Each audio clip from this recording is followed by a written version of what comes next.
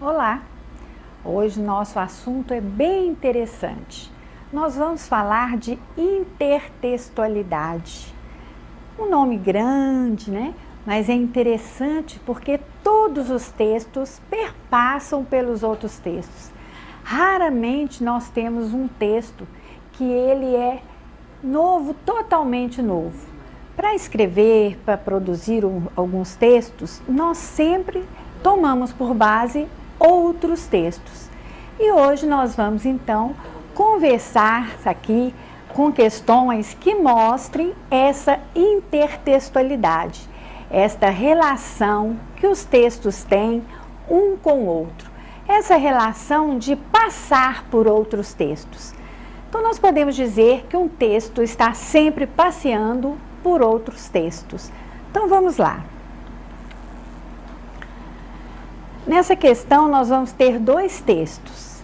Um texto, né, o primeiro texto, no meio do caminho tinha uma pedra. Tinha uma pedra no meio do caminho. Tinha uma pedra no meio do caminho, tinha uma pedra. Né? Carlos Drummond de Andrade. E nós temos o segundo texto. Observem bem a nossa imagem, né? Aí o Garfield aí na janela, prestem bem atenção no que ele está fazendo. A outra tirinha, ele diz: aposto que vou ficar aqui até sábado. Observem bem a tirinha e o que aconteceu com Garfield. Aí ele diz assim: que azar, aqui estou eu enrolado numa cortina. Aí na outra tirinha ele diz assim: tinha uma cortina no caminho. No caminho tinha uma cortina. Nunca me esquecerei deste acontecimento. Tinha uma cortina no meio do caminho. Epa, isso dá samba. Observe que nós temos dois textos distintos, né? Um aqui é uma tirinha. A tirinha é aquele tipo de texto que você encontra em jornais, em revistas, e se vocês observarem, várias questões aqui de língua portuguesa foram apresentadas tirinhas para vocês, né?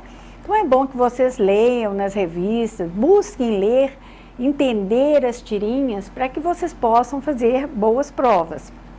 Então vamos ver o que a questão pede.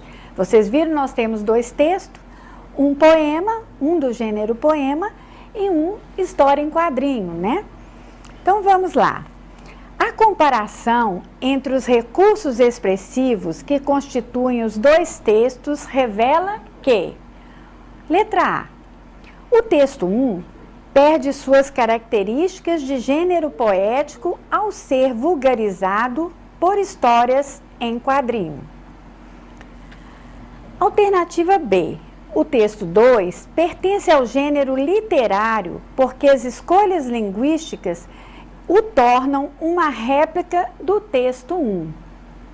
Letra C, a escolha do tema, desenvolvido por frases semelhantes, caracteriza-os como pertencentes ao mesmo gênero. Letra D, os textos são de gêneros diferentes porque, apesar da intertextualidade, foram elaborados com finalidades distintas. E letra E, as linguagens que constroem significados nos dois textos permitem classificá-los como pertencentes ao mesmo gênero. Então, observem que essa questão, ela cobra o seu conhecimento de gêneros textuais e intertextualidade, não é? Então, vamos ver qual é a nossa resposta correta. A letra D, né? Os textos são de gêneros diferentes porque, apesar da intertextualidade, foram elaborados com finalidades distintas. Então, essa resposta já traz para nós que o que caracteriza um gênero, o que diferencia um gênero textual de outro é a finalidade, né? Uma das características é a finalidade.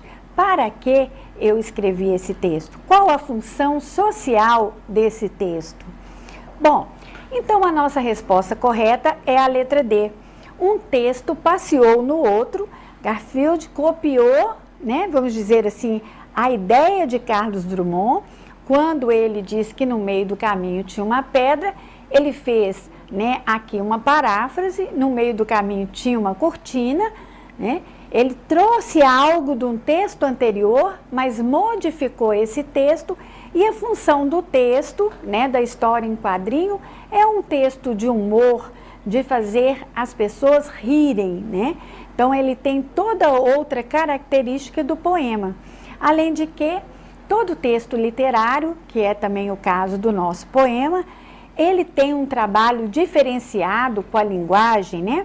O texto literário, a função primordial dele, vamos dizer assim, a característica maior dele, é justamente esse trabalho com a linguagem, esse esculpir, escolher as palavras. E já no texto humorístico, né, a linguagem é mais conotativa, é uma linguagem mais solta e nem tão preocupada com a estrutura, a forma do texto, né? Então vamos lá. Então a nossa resposta correta é a letra D. Vamos entender um pouquinho de intertextualidade, porque aqui diz que apesar da intertextualidade, foram elaborados com finalidades distintas. Né? Aí só completando, a finalidade do texto 1 é levar à reflexão, é um texto poético, né? Enquanto o texto 2 é criar um efeito de humor. E a intertextualidade, então, ocorre quando há uma alusão de um texto em outro, quer dizer, você traz algo de um texto que já existe, um texto conhecido, e traz para o seu texto, né? Substituindo as palavras, às vezes produzindo um texto com outra finalidade, mas há um passeio no texto que já existe anteriormente ao seu. Então, nós temos aqui no slide, a intertextualidade compreende as diversas maneiras pelas quais a produção e a recepção de determinado texto depende de conhecimento de outros textos por parte dos leitores. Observe que para responder aqui, você tinha que saber o que é intertextualidade, senão você não saberia que a letra D seria a resposta correta. Para você entender que Garfield usou o texto de Carlos Drummond, você tem que conhecer o texto de Carlos Drummond de Andrade. No meio do caminho tinha uma pedra. Tem uma pedra, né? Tinha uma pedra. Aí nós temos um outro exemplo, só para ficar claro para você, o que é intertextualidade. Observe que Camões, né? Olha, há quantos, né, séculos atrás, né? Camões escreveu o poema Amor é fogo que arde sem se ver. Então vamos ver um trechinho do poema de Camões. Amor é fogo que arde sem se ver, é ferida que dói e não se sente, é um contentamento descontente, é dor que desatina sem doer. É um não querer mais que bem querer, é solitário andar por entre a gente, é nunca contentar-se de contente, é cuidar que se ganha sem se perder. É querer estar preso por vontade, é servir a quem vence o vencedor, é ter com quem nos mata lealdade, mas como causar pode seu favor nos corações humanos amizade, se tão contrário a si é o mesmo amor? Então nós temos aqui um poema de Camões e logo a seguir aqui nós temos a música de Renato Russo, né? Monte Castelo, que na verdade foi buscar em Camões, né, alguns trechos da sua música. Ele trouxe, né, ele fez uso, alusão às palavras de Camões. Ainda que eu falasse a língua dos homens e falasse a língua dos anjos, sem amor eu nada seria. É só o amor, que conhece o que é verdade. O amor é bom, não quer o mal, não sente inveja ou vaidade. O amor é fogo que arde sem se ver, é ferida que dói e não se sente. é um contentamento descontente, é dor que desatina sem doer. Então, observem aqui, né, que séculos distintos, né, Renato Russo foi buscar em Camões. Agora, não pensem vocês que Camões essa foi a primeira ideia de Camões, não. Camões buscou na Bíblia a inspiração, também algumas palavras do seu poema. Olhem para você ver. Então, Camões foi a Bíblia, né? Renato Russo foi a Camões e automaticamente a Bíblia. Esse passeio dos textos por outros textos que já existem é a intertextualidade. Isso pode ocorrer tanto na literatura, na propaganda, nas artes plásticas. Existe aí no nosso dia a dia, é o que mais a gente vê. É só a gente começar a prestar atenção. Observem aqui, né, na imagem, na propaganda do Bombril. Observem que na propaganda do Bombril fez uma alusão a quê? Ao quadro da famosa Mona Lisa, não é? Então, o rapaz que fazia a propaganda do Bombril, ele ficou na mesma posição da Mona Lisa, fazendo a propaganda do Bombril. Então, aqui houve uma intertextualidade com a obra, né, da Mona Lisa. Então, nós temos aqui uma alusão à obra. Deu para entender o que é a intertextualidade?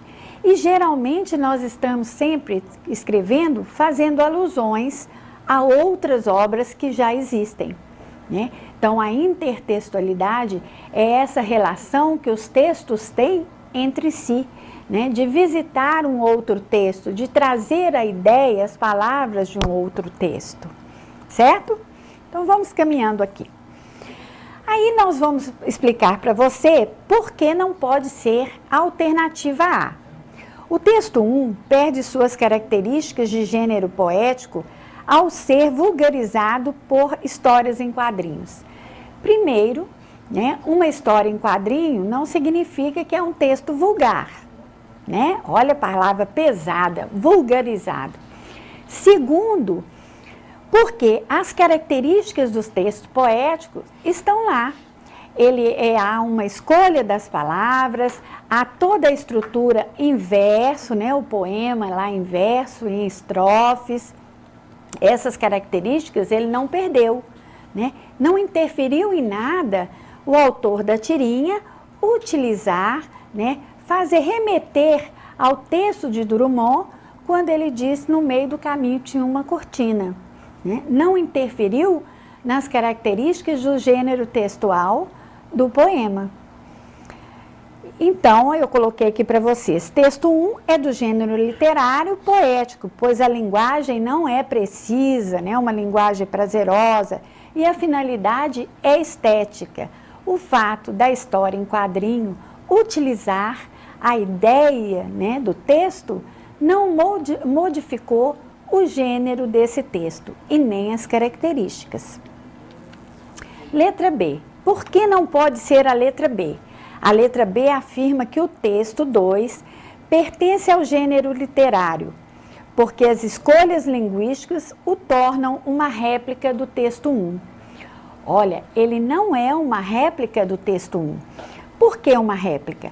Réplica tem que ser praticamente uma cópia, né? Seria uma cópia se ele estivesse utilizando as mesmas palavras, estruturado da mesma forma, né? As características do texto 2 são palavras precisas, não há uma preocupação com a forma, a linguagem é usada no uso denotativo. Então, né, a função social do texto 2 não é estética, é sim, né, causar humor ao público. Então, na verdade, o texto 2 é de gênero totalmente diferente do texto 1. Por isso, não pode ser a alternativa B.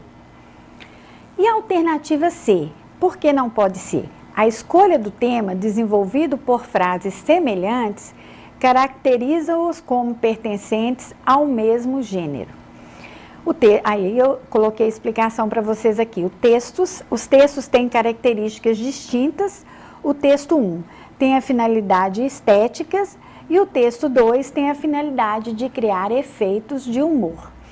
Se eles têm a finalidade distinta, automaticamente as escolhas das palavras são distintas, né? Como essas palavras são trabalhadas também é diferenciado. Então, eles têm características distintas, apesar de algumas frases serem semelhantes e não iguais. A alternativa D é a nossa resposta correta e a alternativa E, porque não pode ser. As linguagens que constroem significados nos dois textos permitem classificá-los como pertencentes ao mesmo gênero. Aí eu coloquei aqui para vocês que os gêneros não se definem por aspectos formais ou estruturais da língua. Estão mais ligados à funcionalidade, ao uso, né? Então, a função social desse texto é o mais importante. Ele tem a função de formar, ele tem a função de causar humor, ele tem a função de instrumentalizar. Qual é a função dele? Essa função social vai determinar o gênero. É lógico que cada gênero faz uso da linguagem mais formal, menos formal, linguagem de uso denotativo, conotativo, né? Mas a função é primordial para caracterizar um gênero. E aí, eu coloquei para vocês aí, nós temos uma imagem de vários gêneros textuais. Vamos relembrar o que é gênero, que também você precisa deste conhecimento para responder várias questões do Enem. É a diversidade de textos que ocorrem nos ambientes discursivos de nossa sociedade, com suas estruturas relativamente estáveis. Como, por exemplo, o gênero, né, vamos dizer assim, o gênero jornal, né? O jornal, ele tem uma estrutura própria, né? Usa toda a linguagem com a função referencial, né? As palavras, elas são precisas no sentido dicionarizado. Geralmente, os textos são escritos em parágrafos, né? Isso não significa que a gente não possa fazer uma notícia em versos, mas a característica do texto jornalístico é em parágrafos, né? Em prosa, vamos dizer assim. Nós temos aqui um outro exemplo, um cartão postal, um gênero cartão postal, o gênero bilhete. Na verdade, nós temos infinitos gêneros. Por quê? Porque enquanto a sociedade muda, né, mudam também as necessidades de comunicação. Então, nós temos o gênero ofício, o gênero carta, né, nós temos o gênero científico, texto científico, nós temos relatório, nós temos infinitos gêneros, né, e-mails. Então, nós temos hoje, até bem pouco tempo atrás, nós não tínhamos o gênero e-mail e tínhamos muito usado o gênero telegrama. Hoje quase não se usa o gênero telegrama e usa-se muito o gênero e-mail. Então, à medida que a sociedade desenvolve, que necessita de modificar as formas de comunicação, os gêneros aparecem. Mas cada gênero tem sua característica e sua função, sua finalidade na sociedade. Aí eu coloquei aqui para você, atenção, o número de gêneros textuais numa determinada sociedade é ilimitado. Surgem para suprir a necessidade de comunicação, para materializar os discursos, né? Então, de acordo com a nossa necessidade, vão se criando os gêneros. E alguns deixam de ser usados e outros surgem.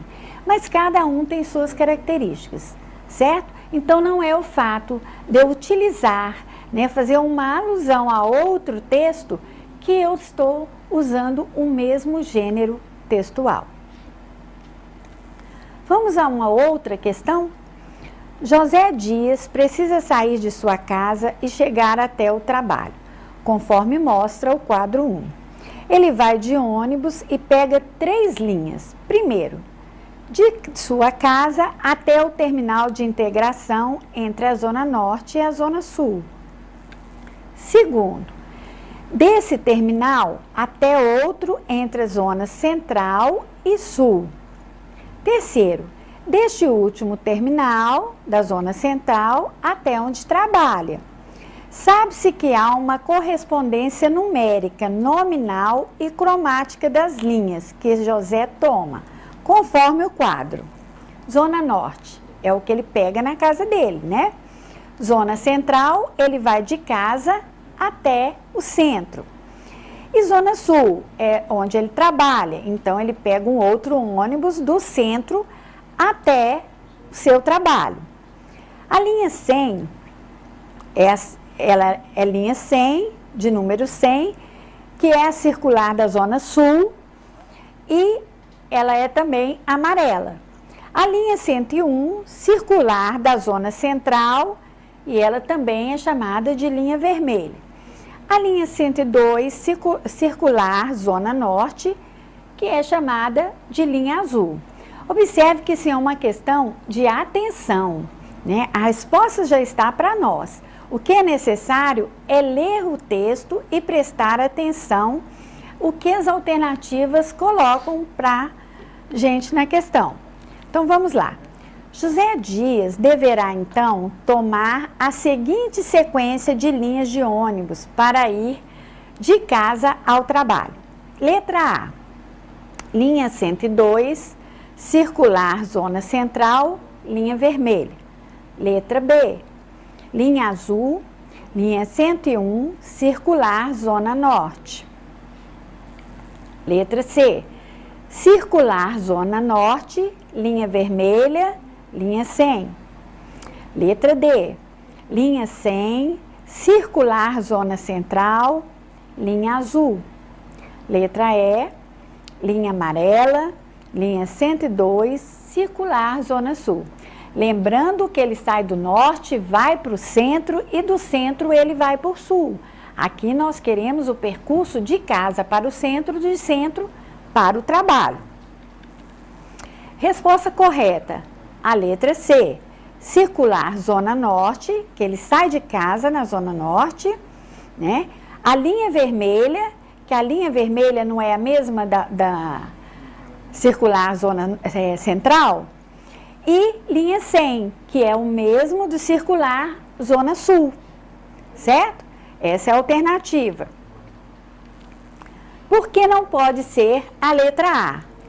Circular 102, correto, é o mesmo que circular Zona Norte. A linha 102 é o mesmo que circular Zona Norte.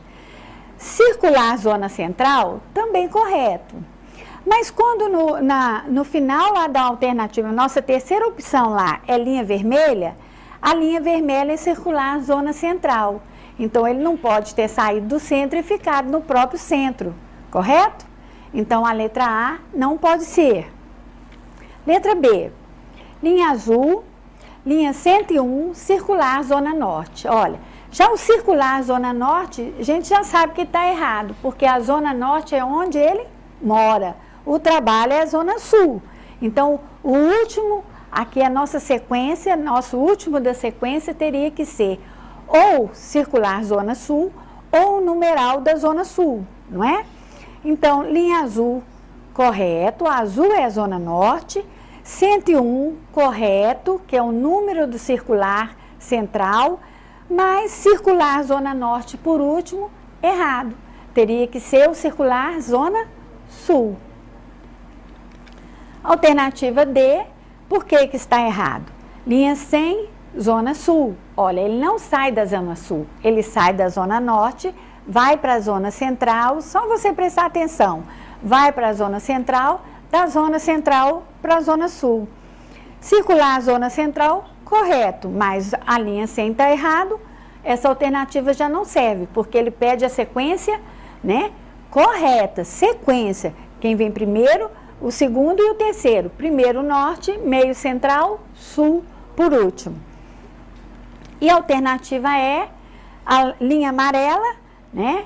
Linha amarela é Zona Sul. só poderia estar no final, né? 102, circular zona norte, né? Errado, que o circular teria que ser central, e circular zona sul no final, certo, mas nós temos os dois primeiros itens incorreto, certo? Observaram que a resposta está dada para você. Essa questão é uma questão de atenção. Vamos dizer que essas são aquelas questões que de tão fáceis, às vezes você fica tão desatento e erra. Só prestar atenção na sequência, na numeração pertencente a cada um, né, do terminal, vamos dizer assim, norte, central e sul, que você vai acertar, certo? Então, vamos mais uma questão. O aumento do efeito estufa ameaça plantas, diz o estudo. O aumento de dióxido de carbono na atmosfera resultante do uso de combustíveis fósseis e das queimadas pode ter consequências calamitosas para o clima mundial, mas também pode afetar diretamente o crescimento das plantas. Cientistas da Universidade de Basel, na Suíça, mostraram que, embora o dióxido de carbono seja essencial para o crescimento dos vegetais, quantidades excessivas desse gás prejudicam a saúde das plantas e têm efeitos incalculáveis na agricultura de vários países. É uma questão de interpretação de texto, né? O texto acima possui elementos coesivos que promovem sua manutenção temática. A partir dessa perspectiva, conclui-se que, letra A palavra mas, na linha 3, contradiz a afirmação inicial do texto, linha 1 e 2. B, a palavra embora, na linha 4, introduz uma explicação que não encontra complemento no restante do texto. Letra C, as expressões consequências calamitosas, na linha 2, e efeitos incalculáveis, na linha 6, reforçam a ideia que perpassa o texto sobre o perigo do efeito estufa. Letra D, o uso da palavra cientistas, na linha 3, é desnecessário para dar credibilidade ao texto, uma vez que se fala em estudo no título do texto. E letra E, a palavra gás, na linha 5, refere-se a combustíveis fósseis e queimadas, na linha 1 e 2, reforçando a ideia de catástrofe. Resposta correta, alternativa C. As expressões consequências calamitosas, na linha 2, e efeitos incalculáveis, na linha 6, reforçam a ideia de perigo, né, sobre o perigo do efeito estufa. Também é uma questão fácil, né, requer uma atenção e você prestar atenção que aqui nós estamos retomando o que já foi dito, certo? Retomando aqui o perigo, né? Então, são questões de atenção.